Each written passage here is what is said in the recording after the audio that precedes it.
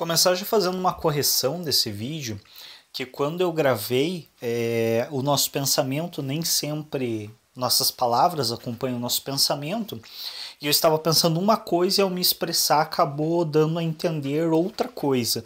Então, só deixar claro, eu em um momento, já no início do vídeo, falo que a temática mede a preço.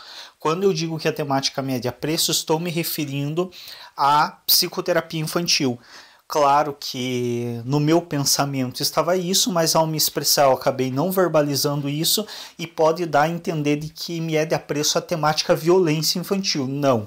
A temática violência, por mais que eu tenha formação na área, tenha participado de trabalhos referentes ao combate da violência infantil, não é uma temática que eu aprecio, mas como eu aprecio a psicoterapia infantil, infelizmente a violência vem acoplada. É muito comum que peguemos casos de atendimentos onde ocorre algum tipo de violência com criança. Então, só para deixar claro, quando eu me refiro que a temática mede a preço, estou me referindo ao fato dessa temática da violência infantil estar dentro de uma outra grande temática que é a psicoterapia infantil. Essa sim me é de grande apreço.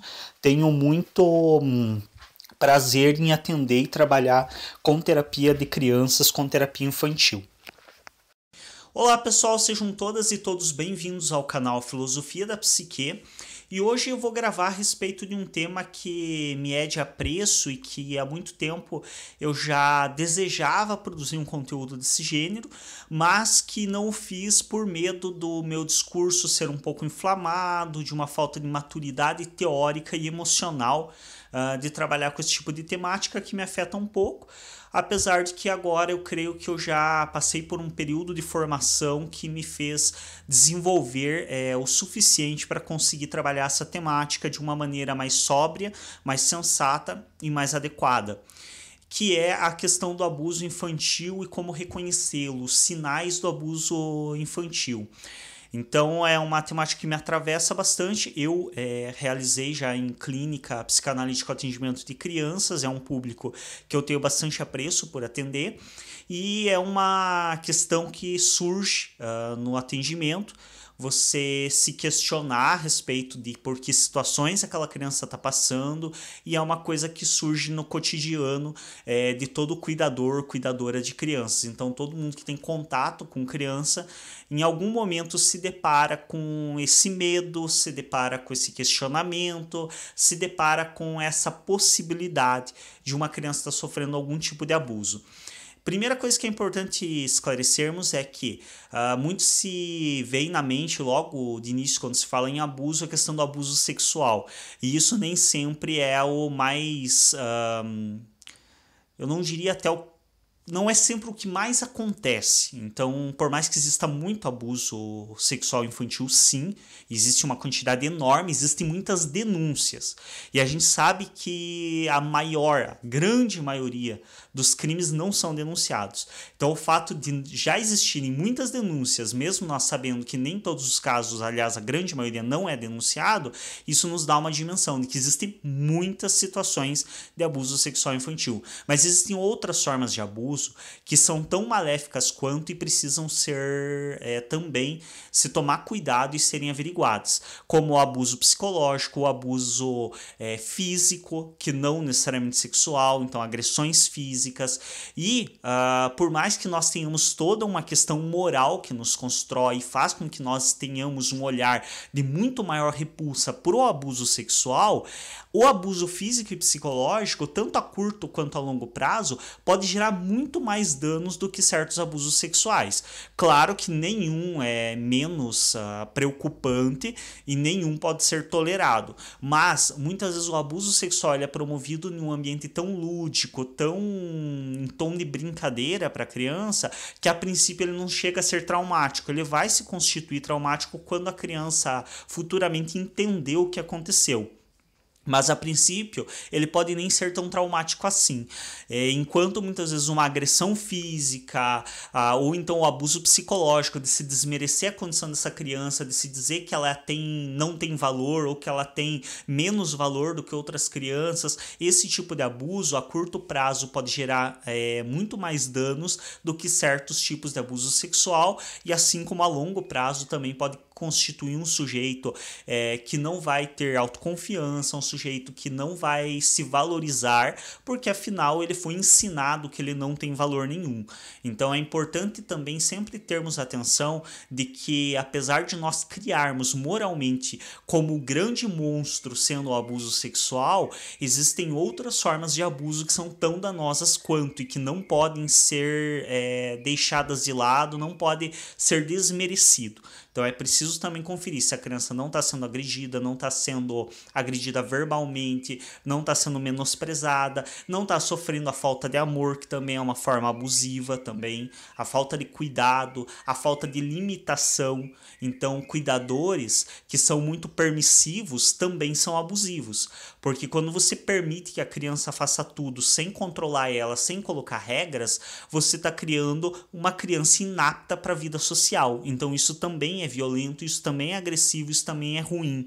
Então é preciso que se tenha atenção a essas várias formas de abuso. E aí quando a gente fala em detecção de abuso, em sinais de abuso, sempre é muito preocupante. Por quê? Porque existem características que são comuns às crianças e que podem ser sinal de abuso, dependendo da situação, dependendo da intensidade, dependendo de vários outros atravessamentos. Isso é sempre preocupante, porque aí você fala que determinada coisa é sinal de abuso sexual, muitos cuidadores daí veem aquilo na criança e já começam a se desesperar, já começam a querer fazer denúncia, já começam a acusar familiar e acaba criando um transtorno enorme. Então muitas vezes a criança não sofreu nenhum abuso, faz parte do desenvolvimento dela, e nessa tentativa frenética de proteger a criança do abuso, você acaba abusando dela. Você acaba violentando essa criança, você acaba agredindo ela. Então você inquirir a criança, ficar impondo questionamentos a ela, ou então fazer uma denúncia sem ter o mínimo de sinais evidentes de algum risco, esse tipo de atitude pode ser mais abusiva e mais violenta para a criança do que um próprio abuso propriamente dito, no sentido que nós entendemos sexual, ou psicológico ou físico. Então é muito importante que sempre se tenha cautela e tato. Então qualquer é um sinal de abuso? Existem outros? Se não existem, cautela, sempre se questionando, observando mais do que impondo, questionando. E quais são os sinais que a gente pode estabelecer como preocupantes em relação a uma criança? Então é preciso entender que todos os sinais podem fazer parte do desenvolvimento normal de uma criança. O que torna eles preocupante é quando eles começam a aparecer com uma determinada frequência ou fora de contexto. Por exemplo, é normal que crianças urinem na roupa ou na cama. Esse é um dos mais clássicos assim que se fala em relação à criança, de que quando está sendo abusada, muitas vezes a criança volta a urinar na cama ou a urinar e defecar na roupa. Perde essa capacidade de retenção de fezes e urina. Porém, isso é perfeitamente normal ao desenvolvimento de uma criança. Quando está se retirando as fraldas, então a criança ela ainda não tem essa noção plena de que ela tem que reter a urina até chegar no banheiro, então ela acaba muitas vezes urinando na roupa. À noite é muito comum que ela urine na cama, porque afinal ela está num momento com o corpo relaxado, ela está num momento de falta de consciência do próprio corpo, então é comum que ela perca a capacidade de reter urina, e isso vai acontecer perfeitamente normal ao desenvolvimento de toda criança. Quando que uma situação da criança urinar na cama ou na roupa se torna uma coisa a ser observada com mais atenção? A criança já foi retirada das fraldas, essa criança passou 6 meses sem fazer xixi na cama ou na roupa, sem urinar fora do banheiro, e aí um belo dia ela urina na cama, ela urina na roupa. Pode fazer parte do desenvolvimento normal? Pode. Pode ser que aconteceu, naquele dia ela tomou muito líquido, naquele dia ela vivenciou coisas muito diferentes que desorganizaram o sistema biológico dela, ok. Agora, se essa criança começa a urinar na cama com uma certa frequência, depois de um intervalo muito grande de tempo sem isso acontecer. Então a criança passou 6 meses, 1 ano sem urinar na roupa, sem urinar na cama, só usando o banheiro. E aí de repente ela começa toda semana a urinar na cama. ou toda semana urinar na roupa, começa a ser um fator de alerta. Entenda-se, não é sinal de abuso. É apenas algo que precisa se lançar um olhar mais cuidadoso. E o que é esse olhar mais cuidadoso? Entender, por exemplo, se não aconteceu alguma mudança na rotina dessa criança que pode causar essa falta de capacidade de reter líquidos, como, por exemplo, a criança passou a beber suco antes de dormir, coisa que ela não fazia antes, passou a tomar chá antes de dormir. É comum que a criança tenha nessa mudança, a bexiga vai estar mais cheia, ela vai ter uma mudança na capacidade de controle. Então eu preciso sempre averiguar, houve mudança na rotina dessa criança? Qual é a situação que essa criança está vivendo? Ou então, por exemplo, os pais começam a brigar e a dar sinais de separação.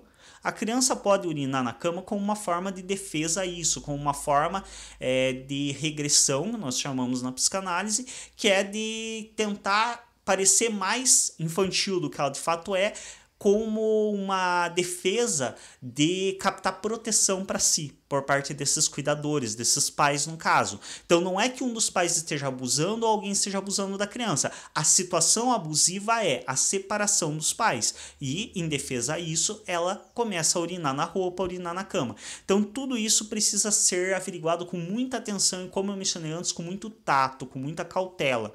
Percebam que a mesma situação pode ser perfeitamente normal, ela pode ser sim um sinal de abuso, mas muitas vezes nem é um abuso necessariamente físico ou sexual, pode ser mais uma coisa da própria situação ser abusiva psicologicamente para a criança, dela não estar disposta a suportar o que ela está vivenciando, como pode sim, em casos mais extremos, ser um sinal de abuso físico, de abuso sexual propriamente dito.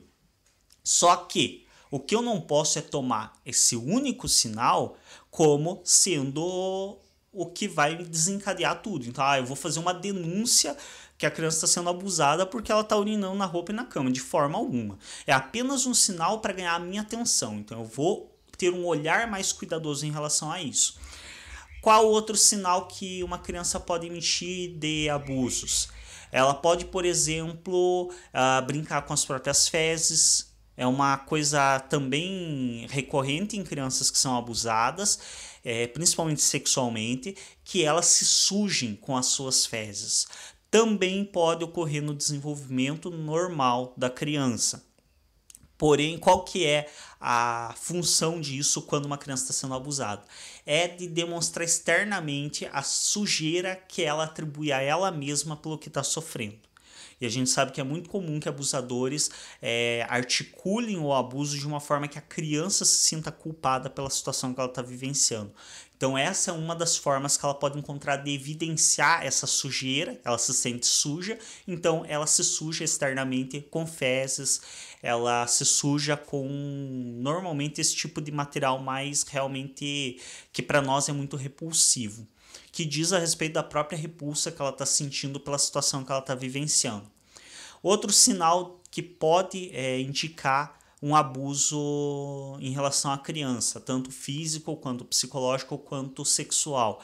A criança é alegre, é espontânea, é muito animada, muito agitada e de repente ela fica quieta no canto dela, ela começa a ficar mais calada, não se manifesta muito. Ou o inverso, a criança é extremamente quieta, extremamente calada e de repente ela começa a se manifestar com muita ênfase, começa a ter um vocabulário muito solto, começa a falar muito palavrão, começa a utilizar um vocabulário que não é próprio da idade dela e que ela não manifestava anteriormente. É preciso se entender que nessa situação, tanto de a criança ficar mais agitada ou mais quieta do que ela é, a gente sempre está tomando por base a própria criança. Então não é que eu acho que essa criança está muito agitada. Não, é tomando por base o que ela foi até agora e o que ela está sendo a partir de agora.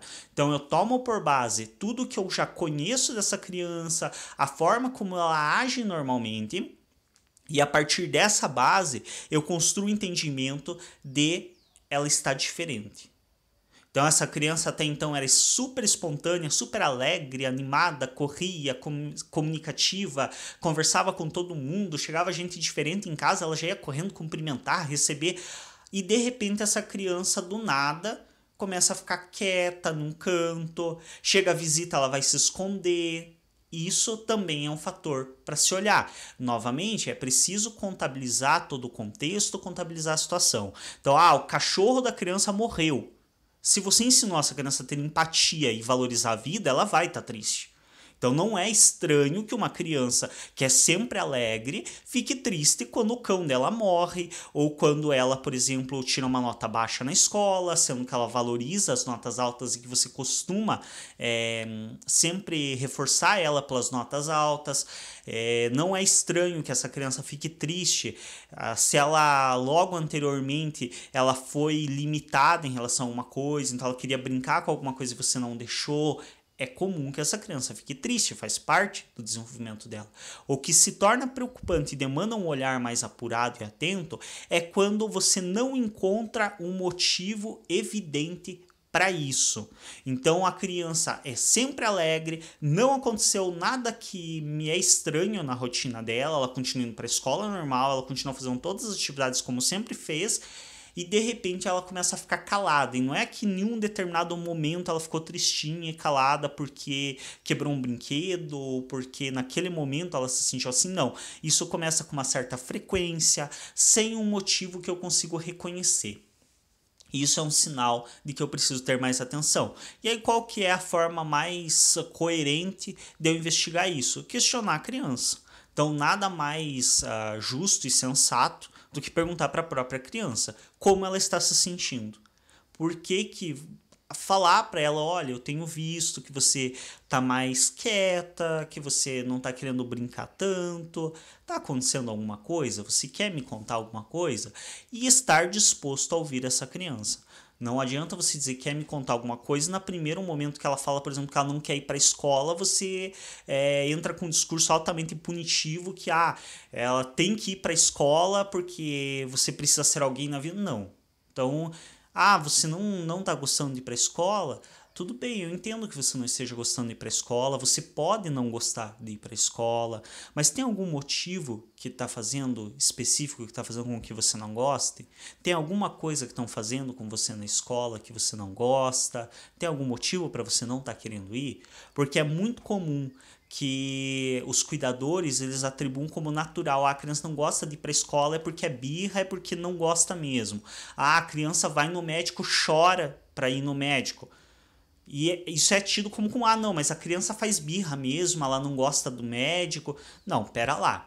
Eu preciso entender qual que é a relação que esse médico está estabelecendo com essa criança, qual que é a relação que o professor na escola estabelece com essa criança e que, como eu mencionei antes, muitas vezes não é de abuso sexual, é de abuso psicológico, é de abuso físico. Então a criança vai ao médico, ao invés da equipe médica ter o tato, a delicadeza adequada de explicar para a criança o procedimento, de explicar para ela o que vai ser feito, de acalmar ela para que seja feito o procedimento, simplesmente agarram a criança, imobilizam ela e aplicam uma injeção. Isso é uma violência física e psicológica absurda e que pode gerar danos muito maiores do que outros abusos que são muitas vezes mais moralizados por nós. Então é preciso sempre se entender o que o medo daquela criança diz, entender a sutileza das palavras dela. Muitas vezes a criança não vai te dizer, tal pessoa está abusando de mim. Ela nem tem vocabulário para isso. Ela vai dizer, eu não gosto de ficar com tal pessoa. Eu não gosto de ter que ir nesse lugar. Eu não gosto daquela pessoa. Eu não gosto do tio tal. Eu não gosto da avó. Eu não gosto do avô. É ruim ficar na casa da tia. Vamos entender por que é ruim. O que acontece lá que é ruim? A criança ela não tende naturalmente a achar ruim estar em ambientes diferentes, a menos que esse ambiente tenha algo muito aversivo a ela, a menos que esse ambiente esteja sendo abusivo com ela ou tenha alguém nesse ambiente que está sendo abusivo com ela. Então eu preciso, antes de sair simplesmente desconsiderando o medo da criança, desconsiderando o fato dela não gostar de determinadas coisas, é preciso que antes disso eu entenda o porquê disso, o porquê você não gosta de estar nesse lugar, o porquê você não gosta de tal pessoa, por que você tem medo disso. Muitas vezes uma coisa que não era de gerar medo na criança. A criança do nada começa, do nada, nunca é do nada, né? Mas a criança começa a manifestar medo de certo tipo de vestimenta, por exemplo. Sempre que chega uma pessoa com um determinado tipo de roupa perto da criança, ela começa a se desviar, ela vai se esconder, ela fica nervosa. Por quê? O que esse medo está me revelando? O que há nesse medo? O que há embutido nesse medo? Então é preciso se ter atenção a esses detalhes. Normalmente crianças que estão sofrendo abuso, seja qual for o tipo do abuso, elas dão sinais. Os adultos é que desmerecem esses sinais. Então elas dizem que elas não gostam de determinado lugar, elas dizem que elas não gostam de determinada pessoa, elas dizem que é ruim fazer determinadas coisas e às vezes o adulto não reconhece isso. Acha que é mera birra, acha que é algo sem valor, quando na verdade ali a criança está te dando indício, tal pessoa não está me tratando bem, tal pessoa não está me tratando como deveria, em tal lugar eu não sou bem acolhido e bem tratado como deveria. Então, sempre ter a atenção, entender que um sinal isolado, a criança só está urinando na roupa ou na cama, pode dizer alguma coisa e pode não dizer nada, que a criança tá quieta num canto pode ser uma coisa daquele dia, daquele momento, daquela situação ou natural do próprio desenvolvimento dela. Porém, quando mais de um sinal se junta, aí sim eu tenho que dar uma atenção muito grande, tenho que tentar entender o que está acontecendo com essa criança, por onde ela tem andado, com quem ela tem estado, o que ela tem feito. Se a criança começa a urinar na roupa e na cama, começa a mudar o vocabulário, a usar palavras que não são comuns do seu desenvolvimento, que não usava anteriormente, em alguns momentos se desvia de certos tipos de pessoas. Então eu noto que a criança começa a se esconder quando vem pessoas vestidas de um determinado modo. Começa a ter, por exemplo, um interesse sexual muito exacerbado que não demonstrava em outros momentos, como por exemplo querer ver pessoas nuas, faz parte do desenvolvimento natural da criança. Agora a criança nunca fez isso, de repente ela começa a forçar esse tipo de situação para além do que seria esperado, já que a criança também tende a ter uma certa vergonha disso, uma limitação social que lhe é colocada. Ela esquece essa vergonha e ela força situações de invadir espaço onde ela sabe que a pessoa está nua, ou então de tirar a própria roupa dela e mostrar, ficar expondo o seu corpo nu de uma maneira que ela não fazia antes.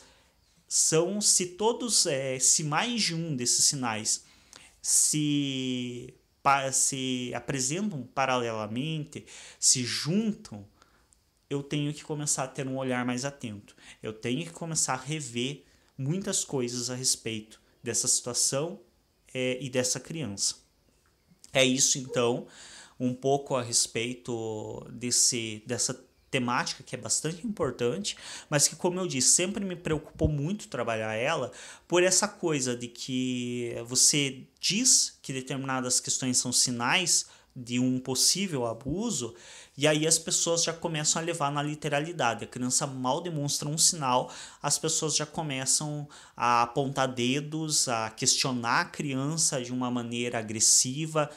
Não, quando vai questionar a criança, sempre num tom descontraído, sempre num tom de aceitação, de ouvir o que a criança diz sem se exacerbar. Então, se a criança falou que determinada pessoa passou a mão no corpo dela, eu não vou gritar, falar que isso é inadmissível, que isso é um crime. Não. Eu vou tratar com naturalidade para que essa criança possa me expressar da mesma maneira natural, se isso já aconteceu em outros momentos, com que frequência isso acontece, para me ter uma dimensão de até onde isso de fato é abusivo, o que está acontecendo, porque também muitos dos sinais de toque que podem ser considerados abuso são sinais naturais também do cuidador, da cuidadora em relação à criança. Então, por exemplo, tocar no corpo da criança enquanto dá banho é algo natural, algo esperado. Então, também tem que se ter essa cautela para não sair apontando o dedo sem entender a situação na qual aquilo aconteceu, com que frequência aquilo acontece, por que aquilo está acontecendo. E aí, se eu noto que realmente existe uma situação preocupante, algo que extrapola o que seria esperado nos cuidados de uma criança, aí eu tenho que tomar providências. Mas isso sempre tateando, tendo cautela, sempre tendo muita delicadeza para que nós, na nossa ânsia de proteger a criança, não acabemos nós mesmos abusando dela, sendo violentos com ela. É isso, se ainda não é inscrito ou inscrito no nosso canal, se inscreve, clica em gostei nos vídeos para nos ajudar a destacar e até um próximo vídeo.